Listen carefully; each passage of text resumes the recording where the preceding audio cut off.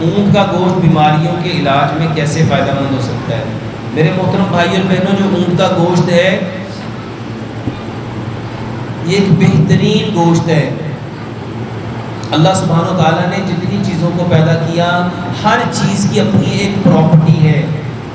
ہر چیز کے اندر اللہ سبحانہ و تعالیٰ نے کچھ گن رکھے ہیں، کچھ فوائد رکھے ہیں۔ اونٹ کے گوشت کے اندر بھی اللہ سبحانہ و تعالیٰ نے بہترین فوائد رکھے ہیں۔ ہمارے معاشرے میں اس کا رواج نہیں ہے، اس کو کھانے کی عادت نہیں ہے۔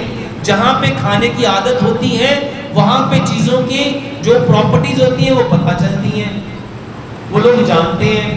جہاں پہ چیزوں کا استعمال ہی نہیں وہاں پہ اس کے بارے میں زیادہ ہمیں معلومات نہیں ہوتی۔ تو میرے محترم بھائی اور بہنوں، رسول اللہ صلی اللہ علیہ وسلم نے جو حج کیا اس میں نبی صلی اللہ علیہ وسلم نے 100 اونٹ ذبح کیے، اس میں سے 63 اپنے ہاتھوں سے ذبح کیے اور باقی جو 37 اونٹ تھے وہ حضرت علی رضی اللہ تعالیٰ عنہ نے نحر کیے۔